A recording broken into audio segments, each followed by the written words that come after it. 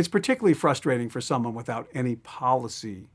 background or experience to go into so many of these settings and people say, this is a great idea, but I'm still not going to do it.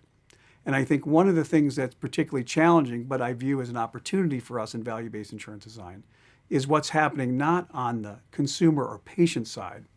but the intense attention, sophistication, and resources that are being afforded now to change the way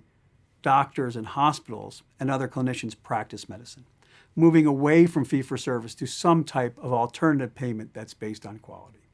So a primary care physician like myself, who previously was paid for everything they did, regardless of whether it worked or not, there are now arrangements that are saying, do more of these things for which the evidence is strong, and do less of those things for which the evidence is not as strong.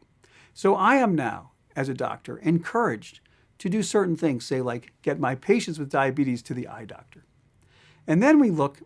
as we're saying, oh, I want to get more and more of my patients with diabetes to the eye doctor, we realize that more of our patients are enrolled in health plans that don't cover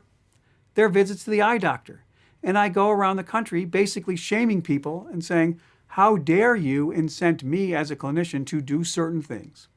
and enroll my patients in a health plan that don't allow them to do those things. So we have taken a very, I hope, intuitive policy tact that say, well, if we call the suppliers or the providers of medicine peanut butter,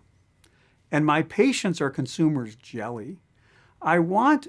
policymakers and other decision makers to understand that when the doctor, peanut butter, and the patient jelly are aligned, the sum is greater than the individual parts. And we make this point to say, encourage both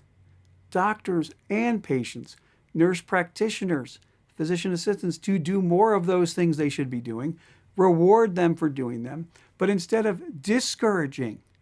my patients by enrolling in plans that don't cover those services, why not create a health plan that makes it easy for my patients to do those things?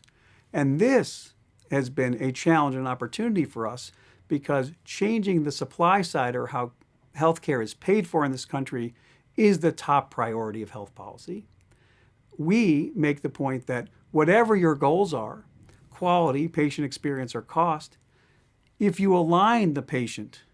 with the clinician, you understand that the peanut butter and jelly is the greatest example of the sum being better than the individual parts. So for better, for worse, I'm known in Washington as the peanut butter and jelly guy,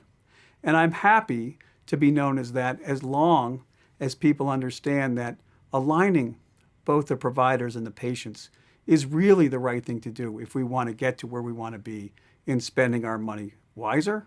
and making Americans healthier.